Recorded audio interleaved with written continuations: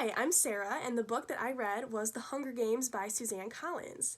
So, I heard about this book from a ton of my friends when it first came out, and they had just told me how wonderful this book was for teenagers and young adults who really love a dystopian type of novel with lots of controversy and some action and adventure as well. It's actually part of a three-part book series, and this is the first book called The Hunger Games. It definitely kept me on the edge of my seat the entire time. There was lots of twists and turns and lots of cliffhangers, so I had no problem finishing all 454 pages because every chapter ended in such a cool way, and it was very easy to stay invested the entire time. So, a little bit about the author. So, Suzanne Collins was born in Hartford, Massachusetts, and she moved around a lot with her family to New York and New Jersey. And her family took war and history very seriously, and they wanted to educate their kids about it. So they took them to war monuments and educated them about it, and they went to battlefields. And this is really cool because this theme pops up in all of her books. It is a very strong theme throughout this entire book, and it's really cool how her childhood ended up playing into that. So she went to Indiana University with a double major in theater and telecommunications, and then she went on to get her master's in dramatic writing from New York University. Then she wrote for some TV shows, and then she was encouraged to start writing novels. So first she wrote the book Gregor the Overlander, which turned into the Underland Chronicles, which was her first series. After this, she wrote The Hunger Games, which was the first book of this three-part series. And this was incredibly intense and very controversial to release in the middle of a war with Iraq and just in the midst of lots of tension within the country. And this book had such a strong dystopian theme mixed with a lot of romance and action that it was just a really cool book to release during this time in our country. And then after she released the book, they became movies and they grossed about $700 million globally. So they were wildly successful. So a little bit about the book. The main characters are Katniss Everdeen and Peeta Mellark. They are both the tributes for District 12 who end up going to fight in the Hunger Games, and they're both from District 12. Gale is also from District 12, and he is a childhood friend of Katniss who also plays into a little love triangle within the book. Haymitch Abernathy is Katniss and Peeta's trainer. He's also an alcoholic, which makes this book really interesting since that's kind of their mentor.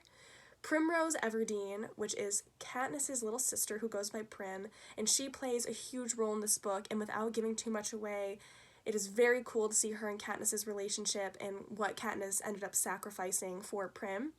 Effie Trinket, who is the escort and their advisor. President Snow, who is the president of Panem, which rules over the 12 districts, and he is a very controversial character who creates a lot of turmoil throughout the book. And then Cinna, who is Katniss's stylist, and he becomes one of her closest friends and allies, which is another really big theme in this book. So the plot is, after North America had been taken over during a war, which sticks with the theme, the new capital, which is named Panem, now rules over its 12 districts. The capital is extremely wealthy, very overruling of everything they do, which pops up a lot throughout this book. And they started a thing called the Hunger Games. So every year, a female and a male tribute is chosen from each of the 12 districts, creating 24 people who go to fight to the death in the Hunger Games. And their children, which also makes this book extremely interesting. And it's televised for everybody to watch and enjoy in the capital and throughout the districts. So Katniss and Peeta go on, they become the tributes from District 12, and they go on quite the journey with friendship, making allies, fighting, and creating a lot of controversy, which is very fun to think about throughout the book. There's also a love triangle throughout this book that creates a plot twist, and it's very exciting to watch it play out. Some of the themes of this book include overcoming injustices, government abuse, power abuse as entertainment, which was really interesting to read now because when this book was first released, I didn't really know a lot about government, and a lot of people my age were a lot younger and may have not understood But especially considering the political climate now, this book has a lot of overlying themes that really fit in well, and Suzanne Collins did an excellent job of making this very interesting and really easy to understand and kind of put it in perspective for people of all ages to understand. And while the book is so dark and deep, with children being put against each other and pitted against each other in this horrible arena, she has a lighter end to it as well that makes it enjoyable to read rather than just feeling really down the whole time. There's lots of genres kind of mixed into this dystopian feel that makes it a little bit easier to read and grasp so that you're not just down the whole time. There's humor in it, there's love in it, there's awful events that take place, but that's what really kept me on the edge of my seat and why I would totally recommend this book to anybody who doesn't really know what they're into. This has a little bit of everything. So the artifact that I created was a playlist. So my playlist is right here.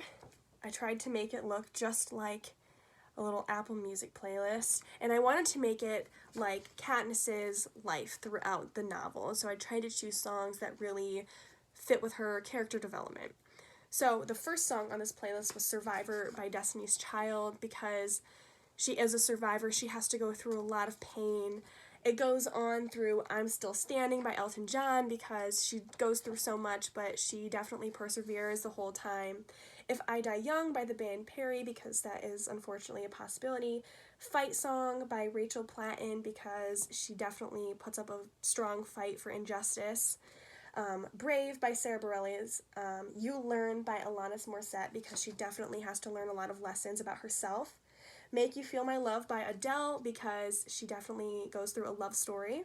And Better in Time by Leona Lewis, because Katniss does believe that things will get better, and that is exactly what she's fighting for. So overall, this was just an amazing read. It just was great to see how this all played out, and I would recommend it to anybody.